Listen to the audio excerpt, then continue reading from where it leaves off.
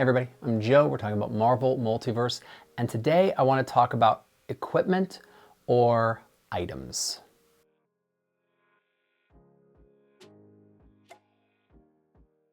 To really get into my discussion today, I really have to start with a different game system and a different book. This is the Dungeon Master's Guide from D&D 5th edition, and the publisher likes to say that it's one of the core 3 books, and most people who play this game disagree, right? The Player's Handbook, essential. Monster's Manual, essential. But the Dungeon Master's Guide, most people could take it or leave it. But why do I have it? And why is it that I have a bookmark in a very specific part of this book?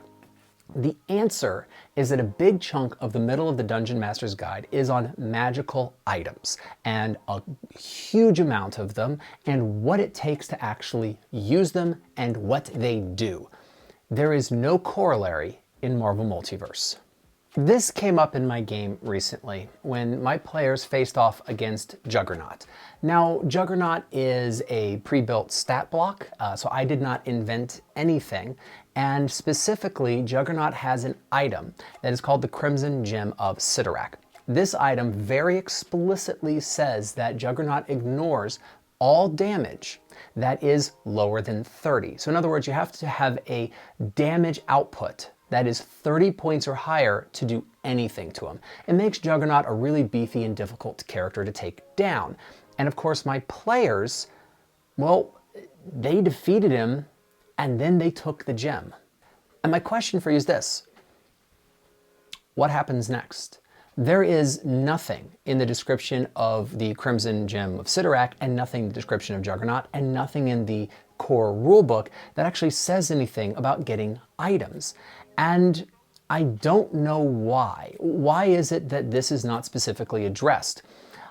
I absolutely want my players to interact and engage with the world on its own terms. They engaged with it realistically. They took it seriously. And that means when they find an item used by an enemy, they took it and they expect it to do or to be something. And this is exactly what we want our players to do.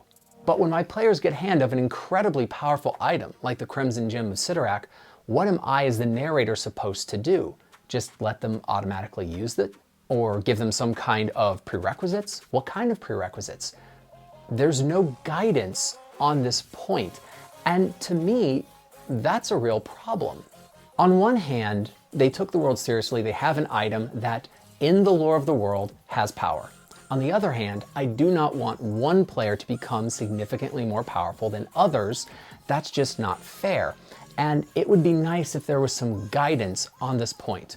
What do we do with really powerful items? And so we come back to the Dungeon Master's Guide for Dungeons & Dragons 5th edition. This section, and it's a big section on magical items, which admittedly are way more populous in the worlds of like a fantasy role-playing game than Marvel Multiverse. But they give us a few things: the name of the item, how powerful it is, what it does, whether or not it requires attunement, how rare it is, and if it can only be attuned to certain classes. So those things are the nature of an item, and we get that from the Dungeon Master's Guide, meaning there are specific rules for being able to utilize items. I think that items in Marvel Multiverse should be similar. So let's take a look at some common sense recommendations for using items that we might build or find in the game, especially in the lore and in existing character stat blocks, and find a way to make them reasonable. Let's start with attunement. Attunement is a system in Dungeons & Dragons where you only have a certain number of attunement slots, which limits the number of powerful items you can use. Having attunement slots, well, there's no real connection or corollary in Marvel Multiverse. However, the closest thing is Iconic Weapon.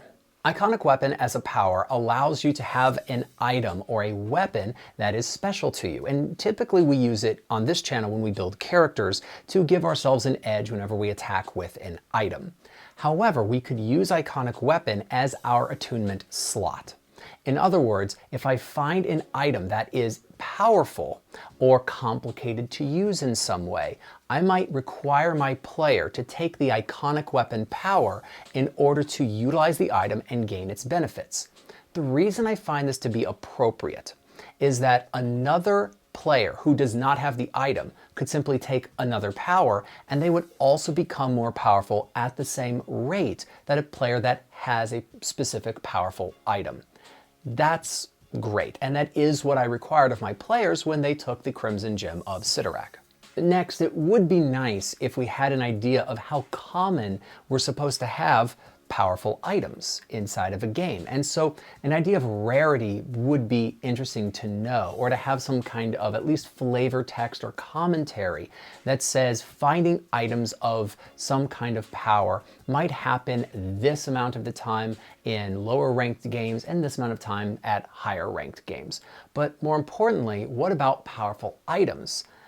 I think that items should have a rank prerequisite. So for instance, the Crimson Gem of Cyttorak is in the stat block for Juggernaut, who is a rank 4 villain.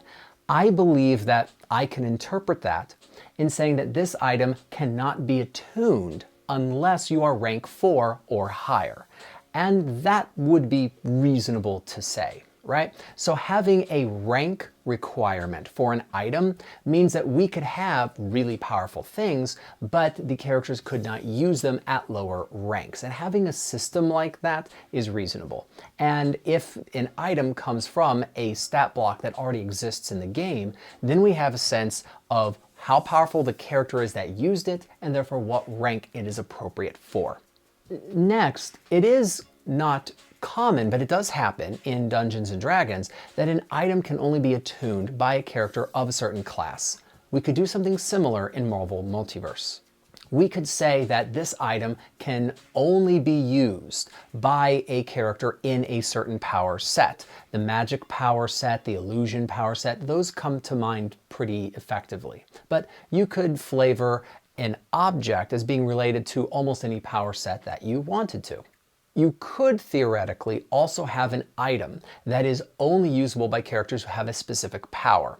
But I would only do that if the item augmented the power. For instance, if I had some kind of an item that was for characters that were super strong, I might say that it allowed characters in the super strength power set who had one particular power to use that power as a reaction as opposed to an action, or something like that. In other words, it augments the power that the character might have, forcing a player, if they wanted to use the item, to take certain powers and or be in a certain power set. Lastly, what kinds of things would a item be able to do? Well, it's as open-ended as creativity in TTRPGs, so I don't think I'm going to wade into that pool.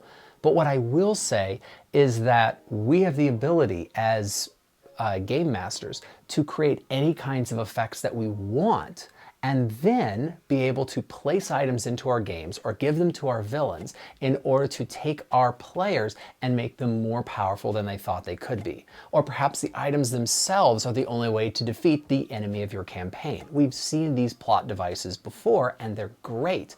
But for me, I think we need to have some kind of rules regarding items so that we just have an idea of what to do, especially if a particular adventure module or a character's stat block gives an item and places it into the world.